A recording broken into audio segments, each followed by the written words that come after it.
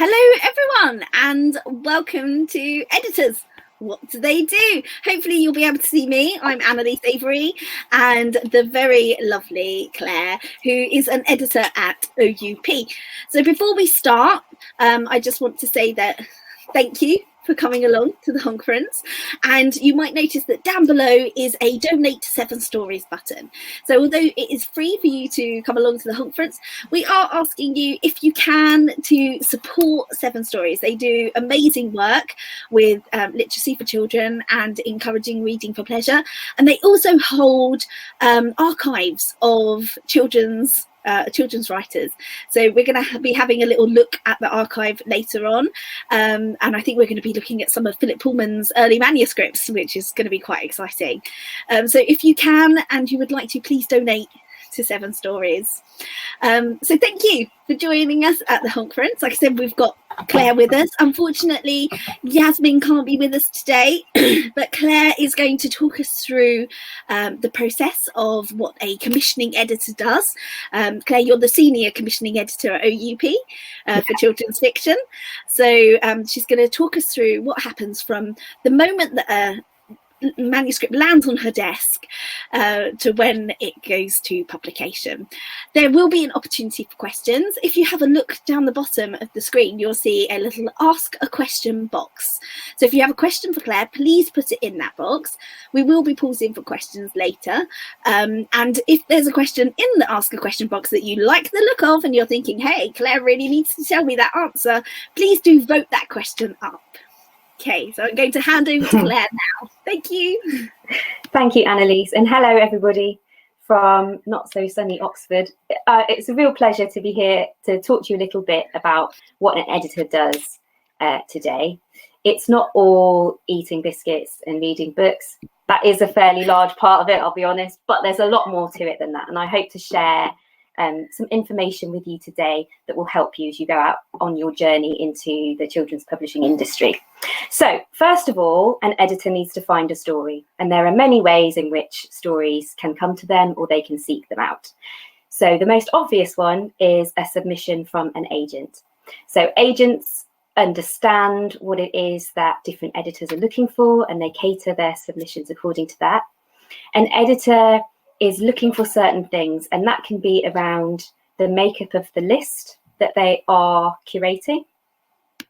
It can be a strategic focus of the business that they're working for.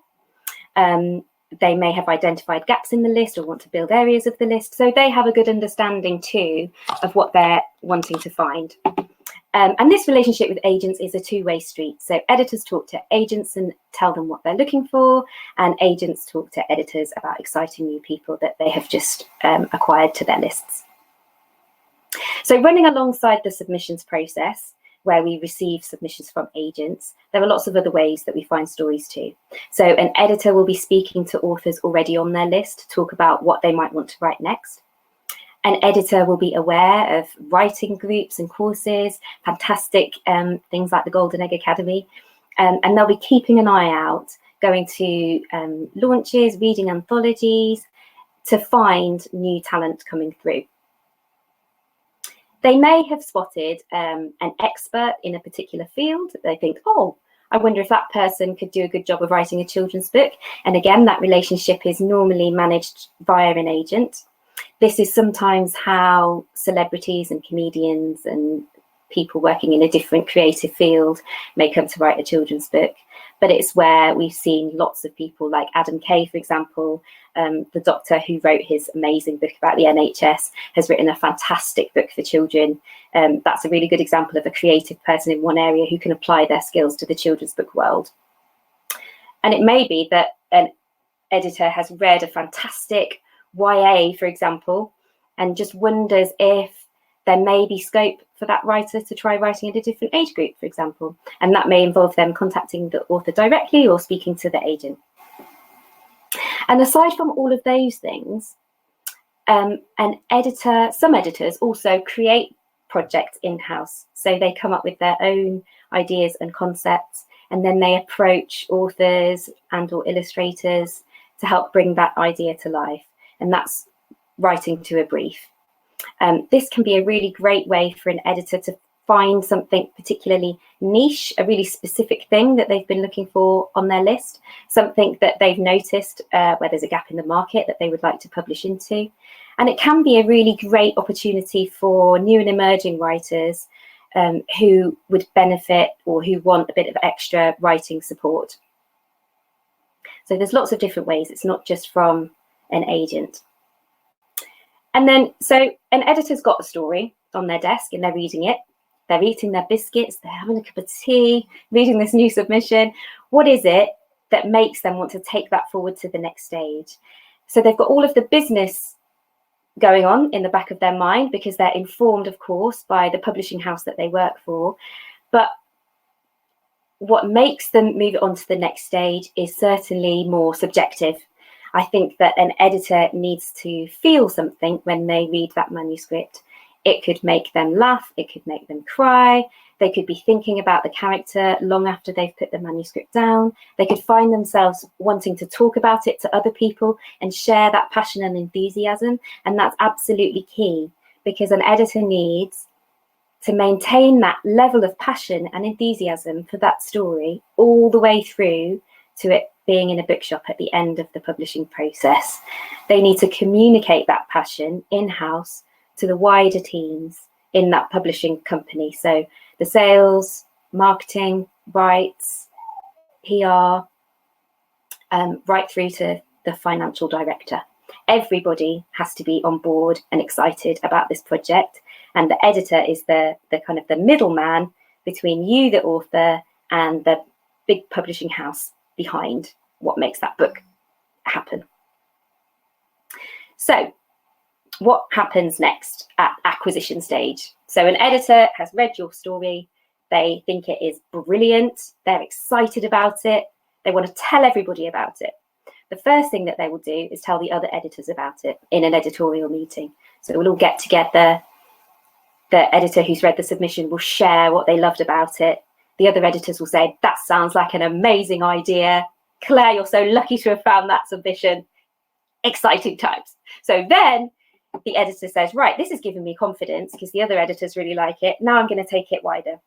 And it works slightly differently in every publishing house, actually. But essentially, an editor needs to get the sales, marketing, rights teams on board as well. They do this by pitching the idea to them, sharing it with them. And then those departments will give an indication of support for that book.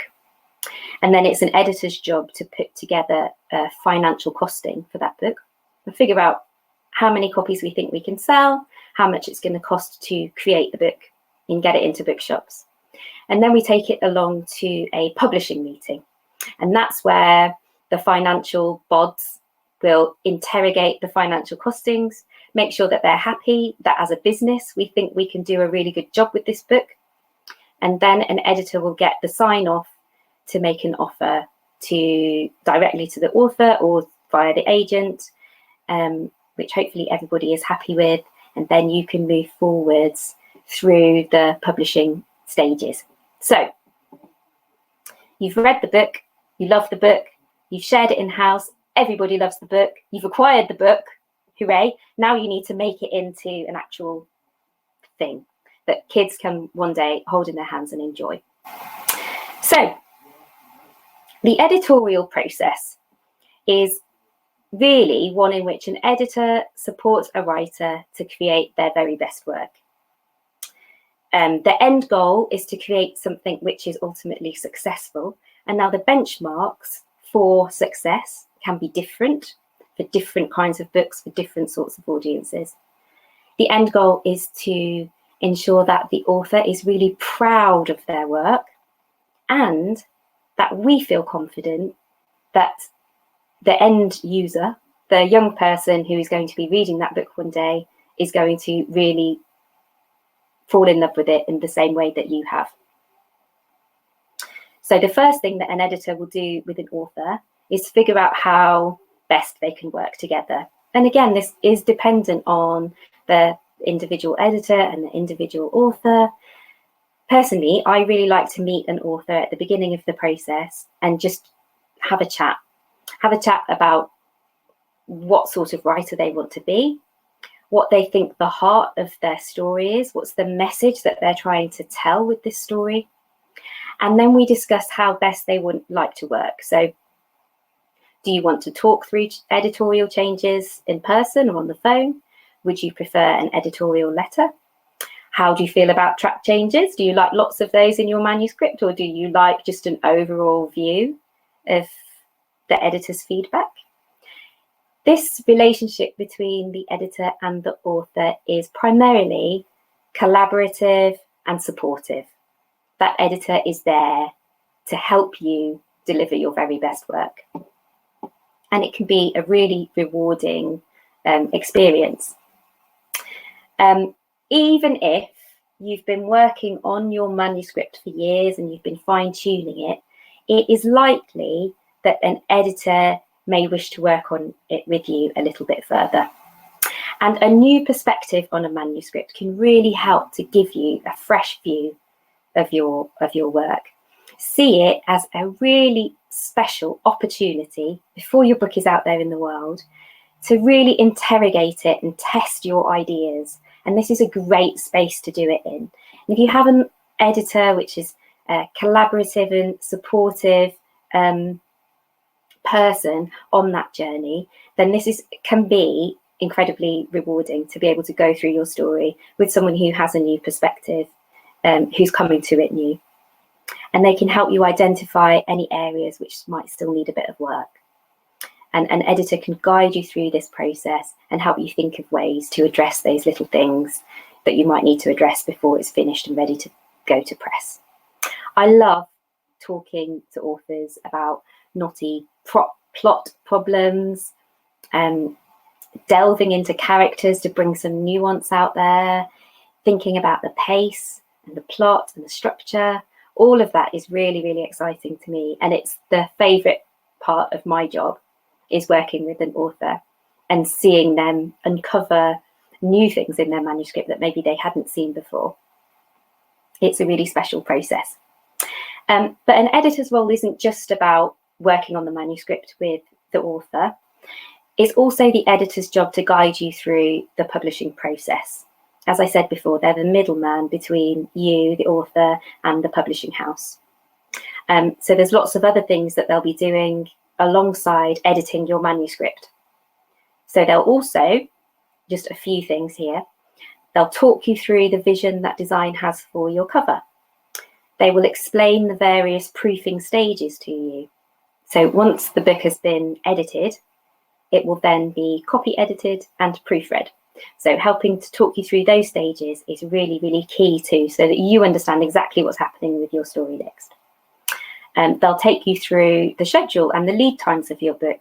Often, once you've sold a book to a publishing house and you feel incredibly excited, there is sometimes an 18-month gap between signing that contract and the book being out in the bookshop. So what happens in all of that time? There's actually quite a lot that happens and quite a lot of deadlines that have to be hit leading up to the publication. But having somebody to talk you through that is really, really helpful. They will also be constantly talking to sales, marketing and PR, the teams in-house, about your book, reminding everybody how brilliant it is and how exciting it is that we're all on this journey together to create this wonderful piece of fiction. It's also their job to do things like write the copy, which appears in the catalogues and online, and to write your cover blurb. So they're involved in every process along the way. So you work together with your editor, you've created this brilliant book, and it's now going to be out in the bookshops some point soon. And you're feeling proud of the work that you've done, and you're feeling excited about people getting to read it beyond your friends and family and the people in the publishing house. Yeah, this is a really exciting moment. And the editor's role doesn't stop once the editing is finished. Your book may be well underway to be being published. It might be a good time to start talking to your agent and or your editor about what ideas you might have next. always be thinking and planning ahead.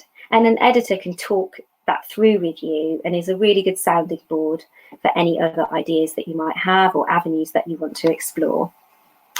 And then when the book is out, there are lots of great things that you can do to help get your book noticed.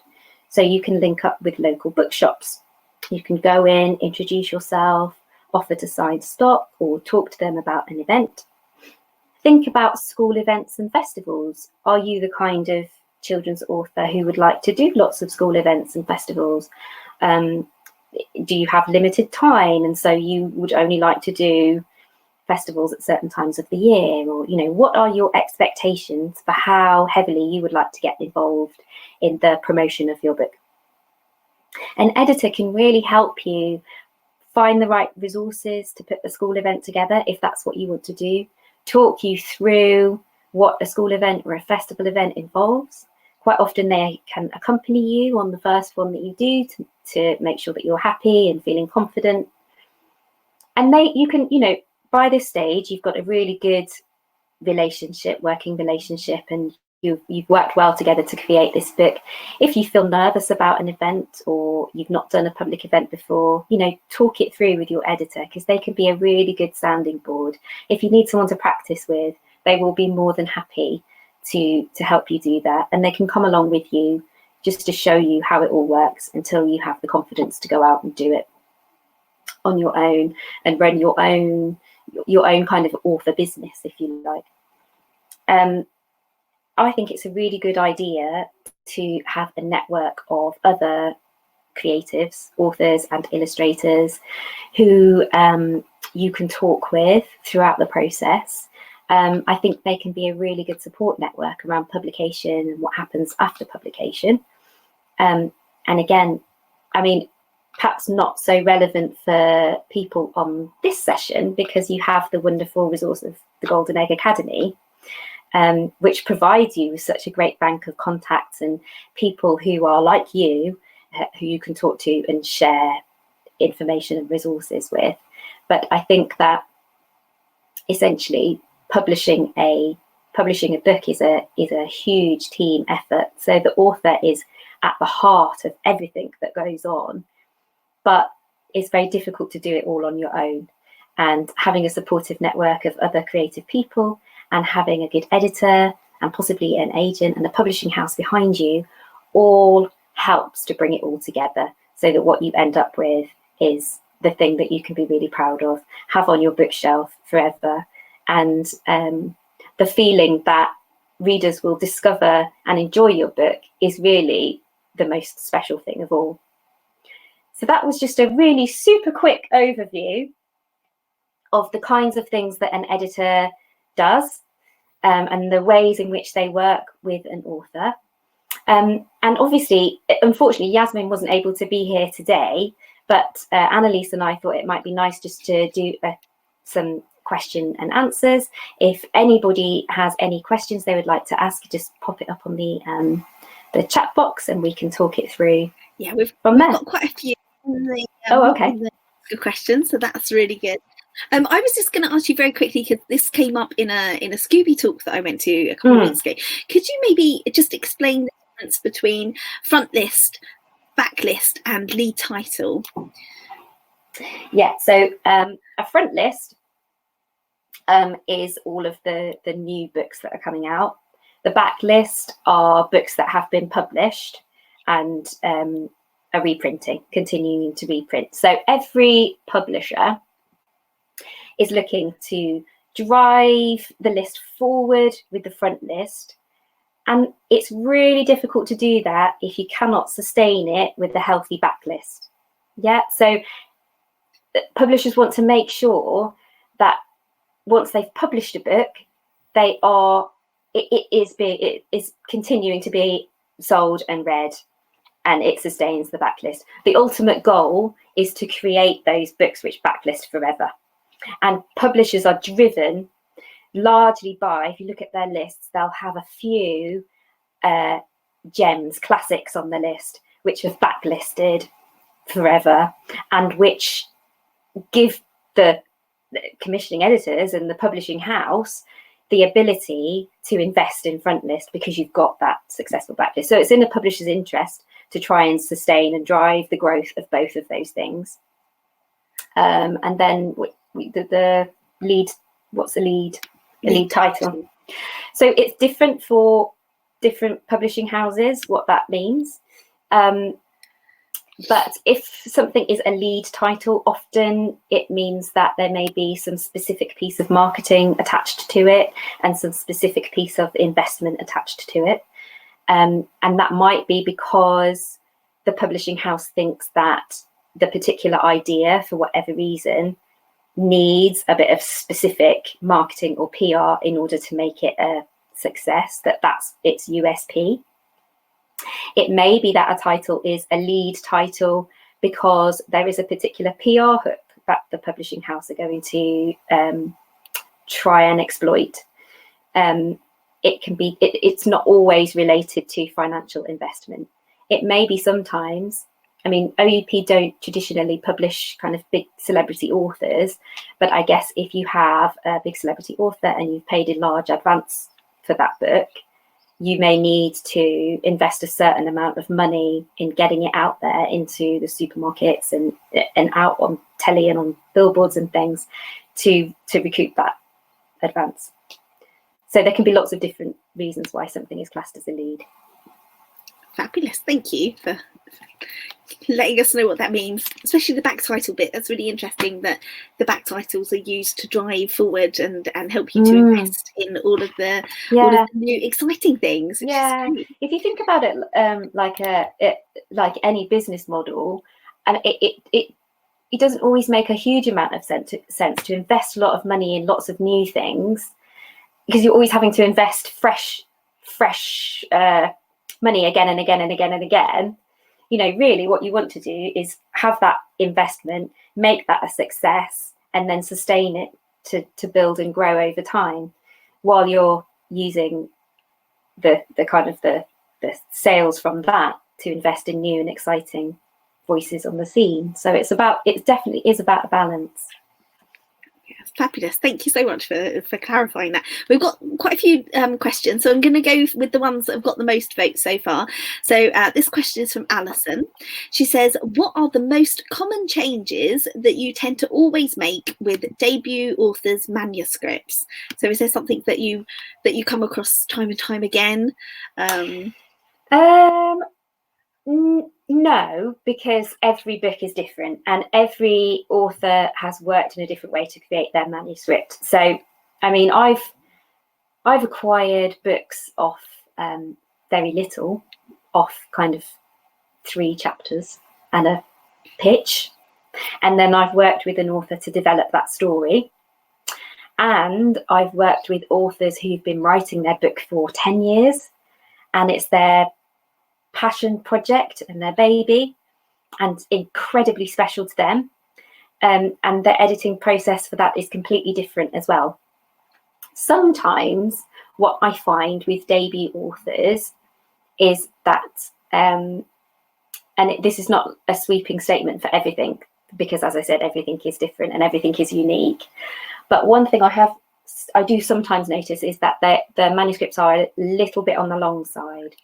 And I think that's because you have so much that you want to communicate and so much that you want to express with this story, which is just bursting to get out onto paper. You've put it all in there. And in some ways that's fantastic, actually, because it gives an editor an opportunity to really understand what it is that's special about that book to you and what you want to communicate to a reader. And then I think that in these cases, an editing process may be about just deciding which of those story threads are the really important ones that you need to tell. Does every chapter move the story on? Does every scene tell you another bit of information? And then it's a bit like sort of an archaeologist uncovering a dinosaur or something. You know, you brush away some of the extra information to find the real bones of that story, so that you can tell it in a compelling way, so that the reader is wanting to turn the page and is gripped throughout. And sometimes with an author who's been working on a manuscript for a very long time, that process of just brushing away what perhaps isn't needed is a really helpful way to hone your mind on what is the most important parts of the story that you really have to tell. And just as a side note, and again, it's different in different publishing houses, but if you are selling world rights for a book and you're taking it to a book fair and showing it to international publishers, they pay to translate by the word. So sometimes if they've got a lot of submissions, and they do get a hell of a lot, and if their budgets are tight, they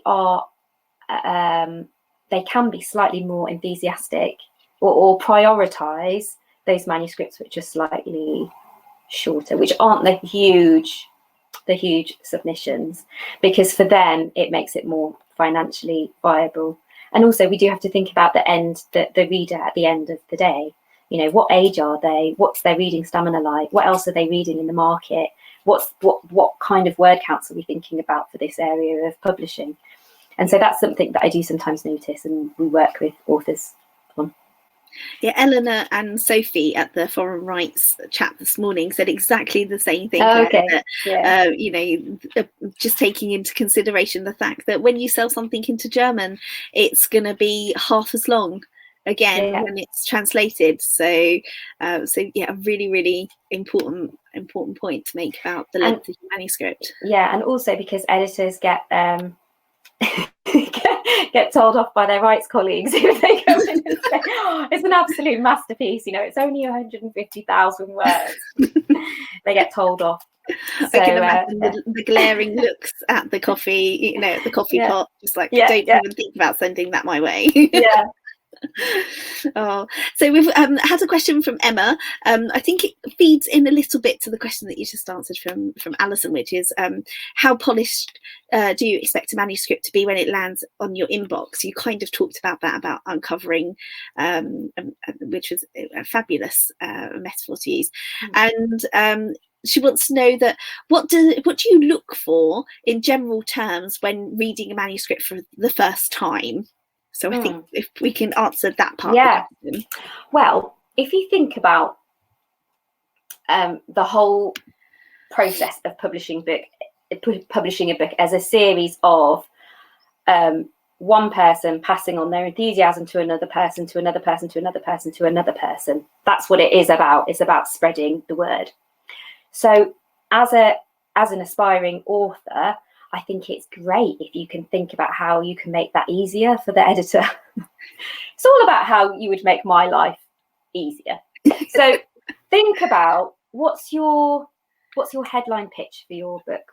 Can you describe your book in one line, which really hits the nail on the head? What is this story and who is it for? An editor will have to pitch in that way over and over and over again. And if it's not a really strong pitch right from the beginning, an editor can find themselves in a meeting trying to explain what it is that they love about that book. And if it takes too long, or they're not able to succinctly and articulately explain to somebody else why that book is so special, it makes everybody else's job in the chain that comes after the editor more difficult, because a rights person has to give that exact same pitch to an international publisher, and the salesperson has to make that exact same pitch to Waterstones or WH Smith. A PR person has to make that exact same pitch to The Guardian or the Edinburgh Book Festival. And if you're an editor and you find yourself saying, well, it's about this, but it's also about this, but there's this great character in it and they do this, blah, blah, blah, blah, it kind of dilutes it slightly. So I would say think about and be really sure, how can you express what your book is about in a really succinct and powerful and compelling way? Makes the job of an editor easier. And then when I read a submission, you know, again, it can be different for everything. If I see that somebody has a real flair for writing, and that's really subjective, but if I feel that their writing moves me in some way, but the structure is all over the place, that's actually fine. because we can talk about the structure and we can fix it. If an author has created the most engaging and compelling character with layers of nuance, and if they're able to show the reader rather than tell the reader what's going on in their story, if they can do that, and there's a great big plot hole in the middle, again, fine with me, because a plot hole is something we can talk through and we can find a way to fix. But that flair for writing and the creative skill to create a compelling character and to enchant your readers is something really very special that an editor is looking for. It's something that an editor cannot do themselves. I mean, lots of editors are brilliant authors, I should say that, but for lots of editors, that's not their skills don't lie there. Their skills lie in helping you to uncover what's special about your book and to deliver it in a powerful way. Fabulous. I love that. So basically, like, we deliver you the really high quality marble, and then you can help us chip away at the angel inside it. Yeah, exactly. And editors have vision as well, because they work with lots of different books all of the time. So I read a submission a while ago, and it wasn't quite right for our list because we had something similar for a similar age group. For all sorts of reasons, I didn't feel confident that I would be able to get it through the acquisition process. But there was something about the writing that really spoke to me and I really responded to. And I set up a meeting with the author and the agent, and we just had a chat about writing and what ideas this author might have. And we ended up acquiring something else from her that she'd written. So it's being able to spot what's special and working with an author to deliver that is the key, I think. Fabulous. And I love that, once you've seen that little spark, the little glint, although obviously that title wasn't right for your list at that time, that author was obviously right for you. Yeah. Brilliant. And that's something else to say as well. When you're submitting your story to publishing houses, it's driven partly by the editor's passion and subjective reaction to it, but it's also driven by the business decisions that the publishing house is making as a whole. And so although it's really painful to hear we've got this isn't right for us because we've got enough of this age group for the next year, or we've got something else with a similar theme, or we're concentrating on a different area of our list at the moment. It is driven partly by that business and the strategic focus of that business, as well as the editor's individual reaction and response to something. Yeah, there are just with when you apply to an agent, there are so many reasons why they might say no, and none of them might have anything to do with your actual writing. Just to do with and I really feel for writers, because I think that can be really difficult. And I think it's such a strange dichotomy, because on the one hand you need this I do believe that it's that publishing is a collaborative endeavor, and that the best results come when everybody works together to create something amazing with the author at the heart. So on the one hand, you need to listen to that feedback, and you need to have that business head on you to think about where you want to go and how you want to craft your career. But at the same time, everybody else in this business wants that special thing that you have that nobody else does have, that special skill for telling a story and creating a character. And so you need to be able to listen, and you need to be able to be comfortable with going your own way and doing your own thing. And the two things do not seem to go together. But I think publisher, I mean, you might say that, by creating something that you're passionate about without getting overwhelmed by the noise coming from publishing houses and agents and editors, allows you to create something which then they do want. Yeah, one of the ways that I personally do it is that I write, when I'm drafting, I write the story that I want to read, which is usually very geeky and has an awful lot of science in it. And then when I'm rewriting, because I like to just start again with a blank page, I keep that story in my head, but then I invite my reader in and I write for them. So that's a good idea. Yeah, so I've already written the thing that I really liked and that that 10-year-old Annalise totally geeked out over. Yeah. Now I'm writing a story for somebody else. It's it's a bit like, if you keep that ideal reader in your head, that I find that really helpful. Yeah, and that's something I often say to authors as well. Now, at the end of this chapter, pretend that you can imagine a kid reading this now, and they've got homework to do. They want to go outside and play football. They've got their swimming class to go to. They want to hang out with their friends.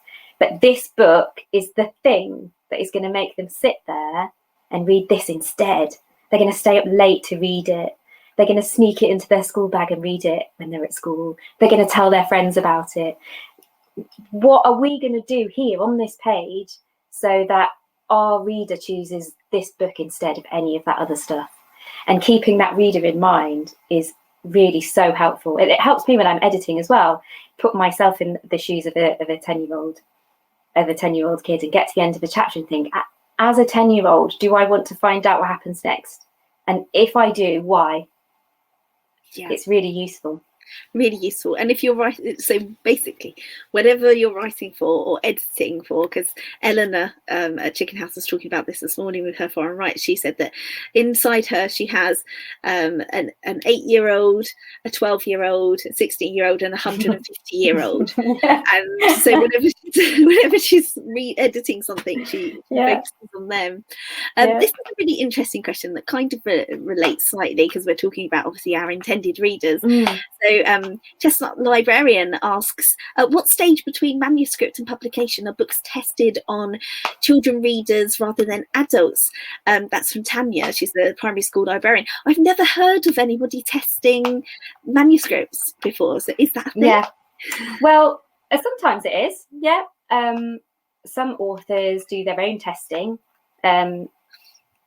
Test it on quite a lot of authors actually work in the education sector already, so they may have ways in to test things. We do sometimes, well, we used to before this madness. There's a primary school opposite where we work, so we did used to go in there quite often and just get some kids together and show them covers and get their feedback, which was hilarious. Very, very truthful and honest. Barry Cunningham used to tell, he's told me before, that he used to go around pitching things at random people. So he would pitch books to them in that kind of, as you were saying before about that book. And he was like, he'd look for the moment when they lost interest or if they didn't quite react in the way, and then he'd do it again, change it slightly and just like randomly pitch at people. Pitching is a craft in itself. So pitching to the children, just pitching to the children. I think though that mainly what editors and publishing houses do is that they have a really, really good understanding, in-depth understanding of what is popular, what children are responding well to, the kinds of things that children are recommending to one another, to get an idea of the sorts of things that we think that children will like. But in truth, we don't know. And we don't extensively test out our books on children, which sounds sinister, but we don't tend to do a lot of that. We tend to be driven by our knowledge of the book market. And that's not to say, therefore, that you can be surprised and that you can think that something will really resonate with children and it doesn't, or you are amazed to see the engagement from children. I mean, a great thing these days is things like Instagram and Twitter, because you start to hear from the ground up how a book is going, often from children and their parents. Another really important thing to say about children's publishing, which isn't the case for any other kind of publishing, is that you have so many gatekeepers to get through before that kid gets the book. So not only are you hoping that the child will like it, but you're also hoping that the librarian will like it, and the bookseller will like it, and the teacher and the parent and the auntie and the granny will like it, because they have to, it's different for teen and YA and perhaps middle grade, but for the younger age groups, somebody else is giving that book to the child. You're not in charge of that relationship. And so that's another thing that you have to bear in mind when you're editing.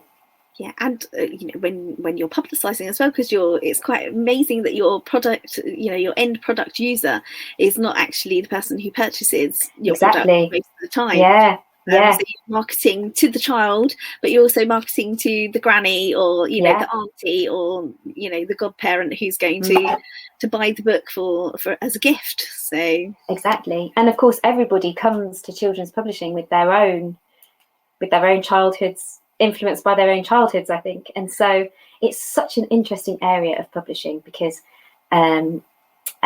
grandparent might go into a shop with the things that they loved as a child at the forefront of their mind and go straight to the classics. Another reader might go in and they like funny books as a grown-up, so they go to the funny book section. And it's about trying to communicate what your story is and how your story is special to everybody. And then what happens is, and this is the really beautiful part of the process, it goes through all the millions of gatekeepers. Eventually it gets to a child, and if a child recommends it to another child, or a child asks for the book, that's the most it gives you shivers as an editor and I imagine as an author, to know that a kid recommends your book to another kid. There's nothing better. And World Book Day, I get teary on World Book Day, because to see kids who've made a real effort to dress up as a character that you've helped publish is such a thrill. And when it was their idea, it wasn't the parent going, "Oh, you must do this, you must," it's the kid's idea, and they've put that outfit together. That's just, that's the ultimate, isn't it? That is a massive reward, isn't it? Yeah. Okay, so we've got another question. Somebody wanted to know who. Dan's has just popped to the top, so we go for Dan's. I think I know him. You know him? Yeah. Is it you, Dan? Is it? He might pop in the chat. Yes, it is me, Dan. So he wants to know, are there any topics that editors, publishers feel that the market is too flooded with? Are there any topics that you are looking for? So what should we stay away from? What should we move towards? It is Dan. Hello, Dan. So Dan is married to my good friend Clare, who I lived with at university, just so you all know. Hello, Dan. Hello, Dan. You well? And he's a teacher as well.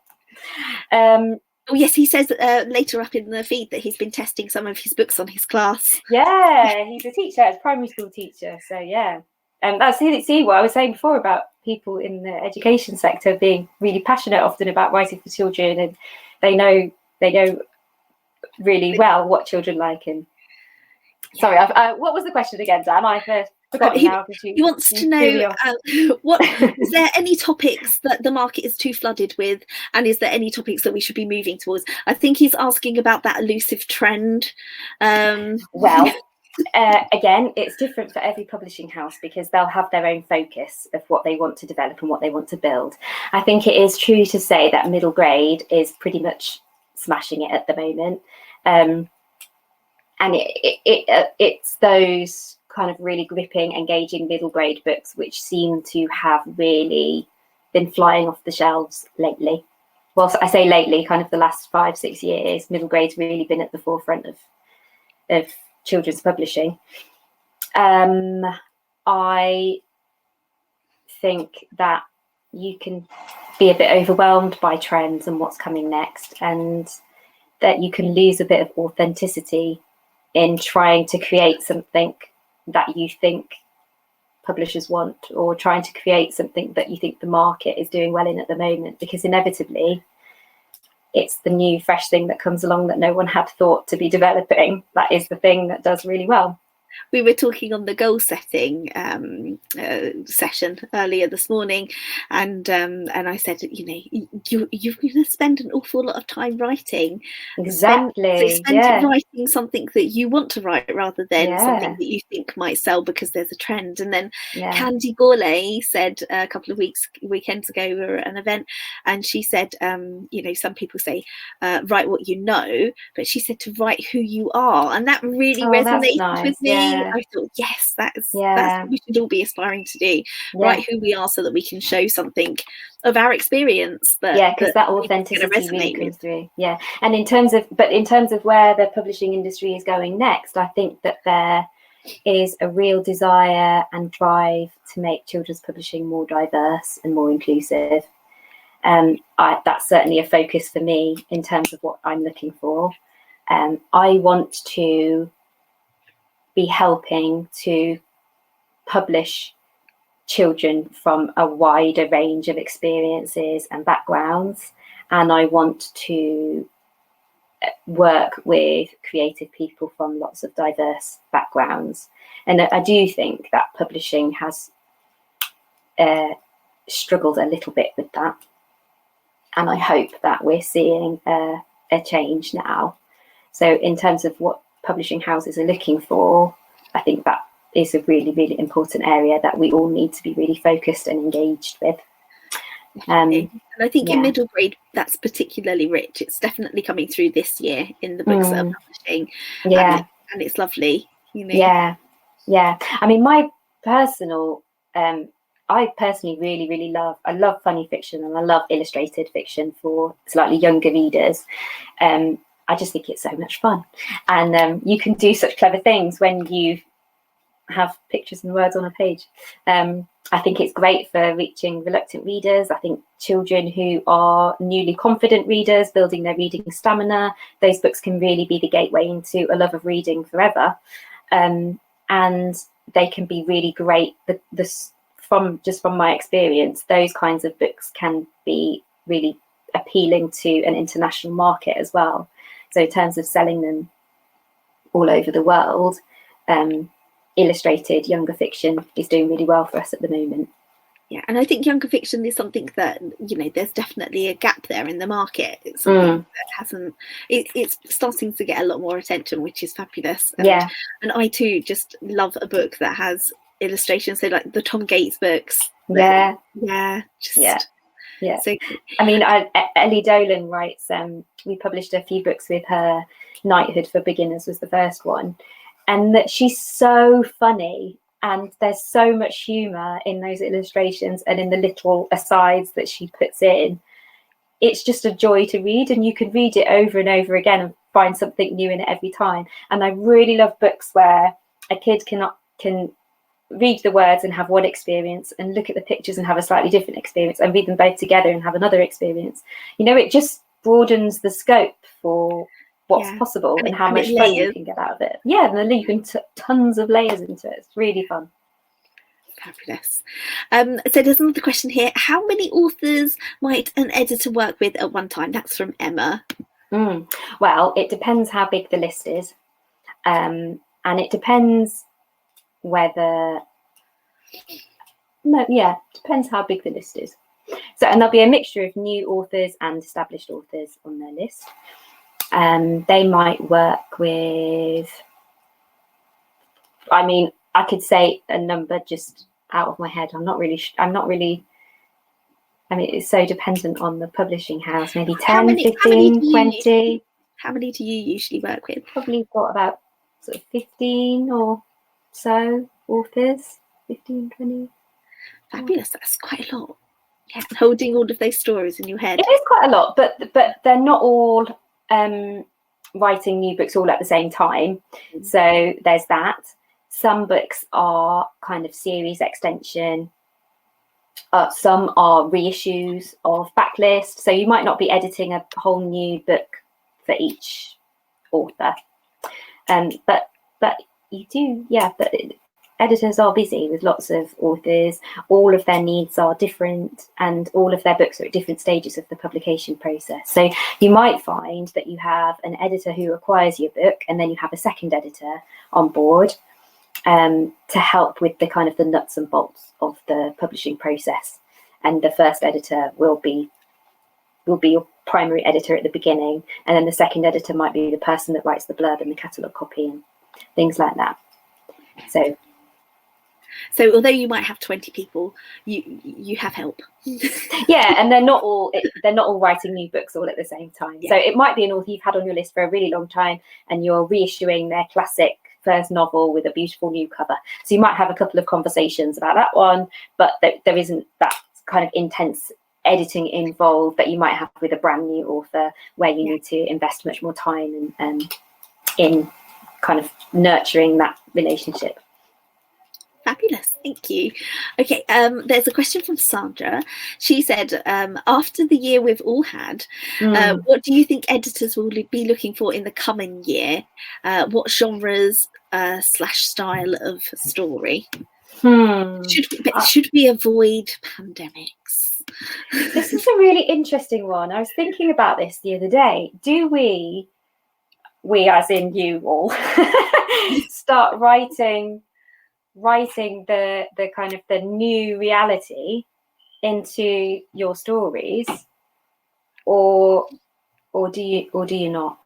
Because I don't know what our lives will all look like in a year or 2 years time, which is when your books, if they're ready now, will be coming out if they get acquired tomorrow. So I don't know about that. What I have seen generally in culture is that when times are hard, there is a leaning towards things that make us feel good. So you might see a glut of blockbusters that is very kind of, I don't know. I think when things are something with a bit of hope, something with a bit of escapism.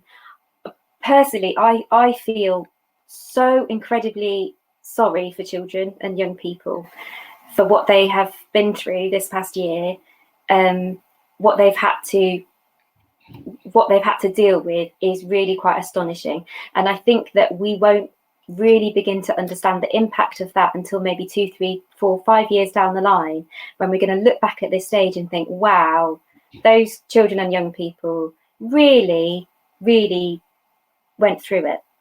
And so what do I want to give them next for stories? I feel like I want to give them hope, and I feel like I want to give them a nourishing, enjoyable reading experience. And I feel like the joy of reading for pleasure is something which can sustain you through really hard times. I felt that in the last lockdown. I've been reading a lot of biographies of comedians because I just like to get, it's an hour where I can escape from all of the stuff that's going on, and I can read about a funny person doing funny things. That's what makes me feel good and sustains me on to the next day, right? So personally, that's what I think I'd like to give to children, and some sense of mental health and well-being as well is at the forefront of all of our minds now.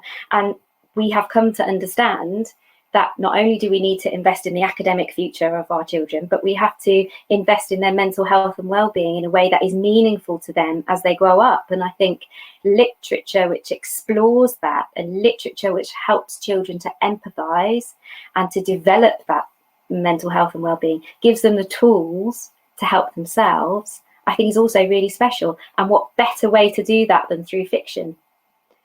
So so I think maybe I'm not looking for a story, like a scary, sad story about the pandemic. It's not that I wouldn't want to read it in a book, but I would want there to be some sense of, what do we want to give our children now? I think. Yeah. I love that. I think we should always be thinking of that. What do we want to leave our reader with? Us writers, at the end of the book, we should be thinking, what do we want them to take away? What is it that we want them to be left with? Long after that last page. Yeah, and let's face it, those young people are going to have to save the world one day, because it's too late for us. So I think, a lot of hope for them. the only thing we right can things. do, the only thing we can do for these brilliant young minds who are going to save the world is give them stuff to fuel that, so that when they grow up, they're filled with those stories and they use that to, change the world, as they will have to when they grow up. I love that. Yep, let's fuel them. Let's give them all the things they need. Yes. Give them all the things they need. Yeah. Okay, we're running out of time, so I'm just going to end on this last question, which I think is a really good one to end on. And it's from Steph, and it's, what are the biggest tips for editing a manuscript? So do you have like 3 top tips you could tell us maybe for editing a manuscript? I can tell you how I do it, I think. So first of all, I read it once without making any notes. And then when I've finished reading it, I might make a few of the things that really popped out to me, either the things I really enjoyed and I want to see more of, or bits that I didn't understand. And then I will go through it again with a sort of a keener eye on the sort of the nitty-gritty bits that I think could do with thinking about some more, and I'd make some notes on those. I think looking at it with an overview is really helpful, rather than going straight in at the detail. This paragraph doesn't work for some reason. Go with the overview. So overall, the structure is fantastic. I noticed that in chapters 5 to 10, the pace slows down a little bit. Is that okay? Do we want to work on that? And then you go into detail at the next stage. It can be very overwhelming to edit something and go right in at the detail right at the beginning. It's much easier to think of the broader picture of the story that's being told, address those broader issues, and then in that, quite often, those little kind of maybe niggly things that don't quite work just resolve themselves. I don't know if that's a tip, but start off with an overview and then work your way in. Don't start with the nitty-gritty. That is great advice. I always say to my writers, do not stick the wallpaper up first. We need to make sure that we've primed the wall and filled the gaps. So, and I can speak to that from experience, because the walls in my house are terrible, and that is because we did not get a plasterer in to reskim the walls. So yeah, look after your walls first, and then think about soft furnishings. Really good advice. Later. Yes, exactly. Don't buy the statement lamp straight away. No, get the room ready first. It might not go with the colour scheme that you have at the end of the day. Yes, really good advice. Excellent. Well, thank you ever so much for joining us. It's been a real pleasure. Elizabeth put a wonderful comment in that I'm just going to say, because we were talking about obviously children and giving them hope, and she said that all children are superheroes. Maybe writers are a bit more like Yoda. Which that's so good. Which I just love. Okay, so thank you so much for being with us today and for sharing all insight into how editing works. And somebody earlier put that you sound absolutely delightful and they would love to work with you. We all want to work with you after this. You sound like such a wonderful and encouraging editor. So thank you so much for bringing your experience and your knowledge to the Conference. And I'm just going to sign off by saying thank you ever so much to Elizabeth Lawson, who was our backroom admin today for this session on the Conference, and thank you to all of our volunteers who have helped put on the Conference this weekend. As I said at the beginning, there is a donate button if you would like to donate to 7 Stories, and thank you so much for spending your time with us. This session is being recorded, and the moment that we end the session, it will be available for you to replay at your leisure, so that you can listen to Claire and her amazing words again. Fabulous. Thank you, everybody. Enjoy the rest of the conference. It looks awesome. Thank you, Claire. Take care. Bye. Bye.